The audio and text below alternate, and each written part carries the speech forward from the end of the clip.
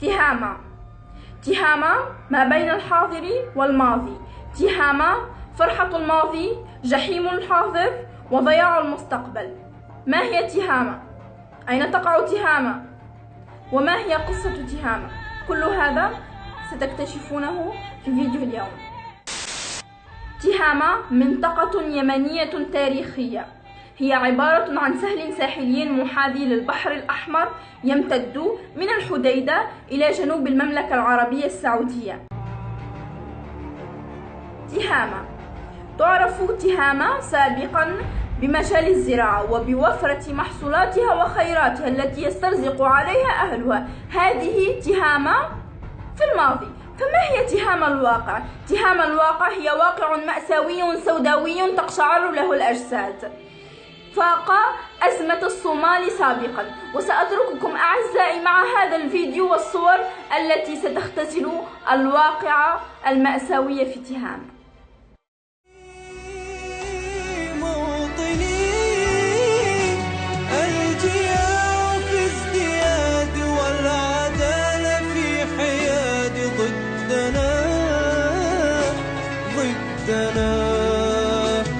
والفساد في البلاد صار منهجا معتاد لنهبنا شعبنا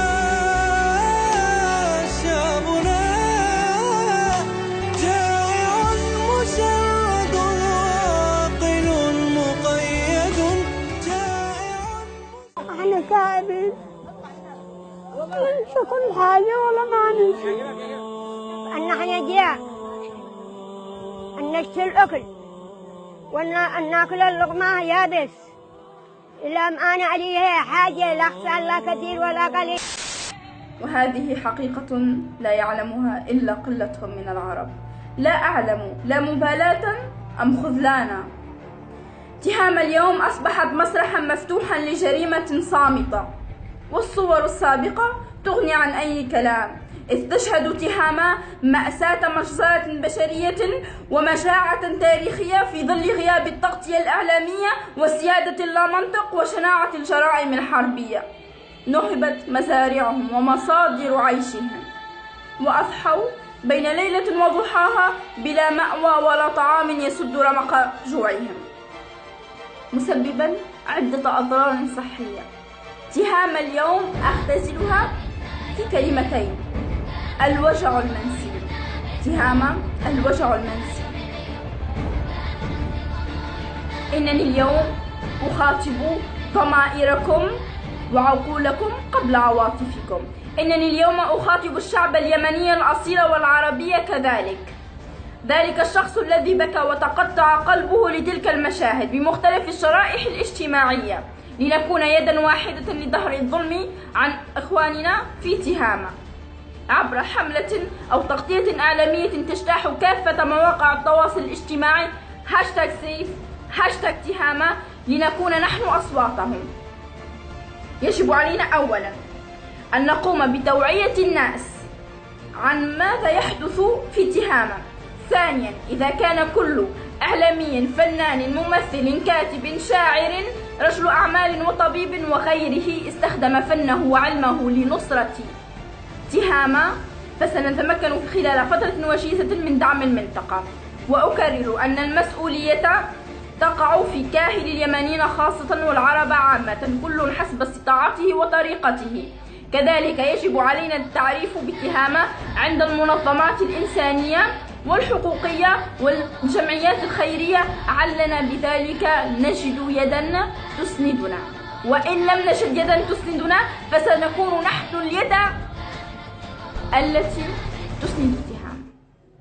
صدقوني، لو أن اليمنيين المغتربين في كل أنحاء العالم يتبرعون بمبلغ زهيد كل حسب استطاعته الشخصية والمادية، مثلا اليمنيين المقيمين في الرياض يتطوع شخص واحد معروف بصدقه وأمانته لقيادة هذه الحملة، وعند انتهاء التاريخ المحدد لها يرسلون التبرعات لتهامة لأيد موثوق فيها، مثل الدكتورة أشواق محرم أو عن طريق الأستاذ جلال الصياد أو حتى حسب معارفه الشخصية، ثم تنطلق حملة أخرى في جدة، حملة أخرى في الدوحة، حملة أخرى في إسطنبول، حملة أخرى في برلين، حملة أخرى في نيويورك، وهكذا.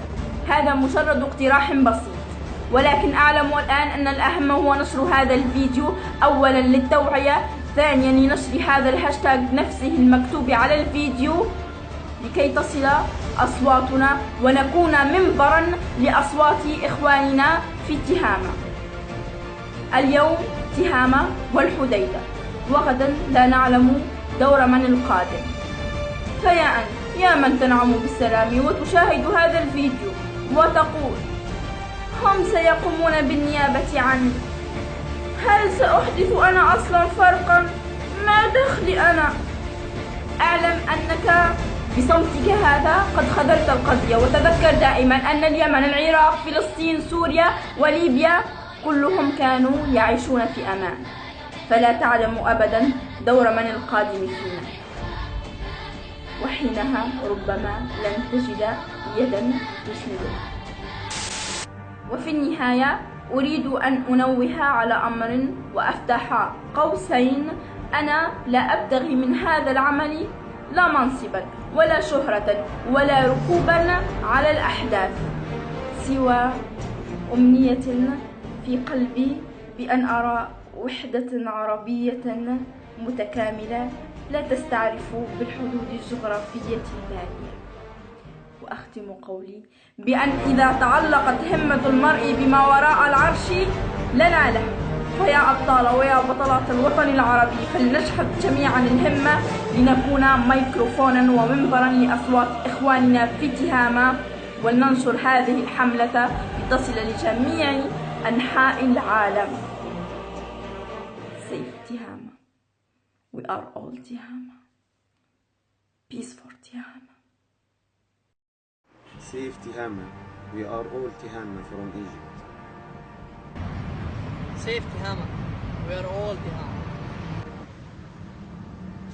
Save Tihama. We all Tihama. Mohammed Al Amir, Malaysia, Kuala Lumpur.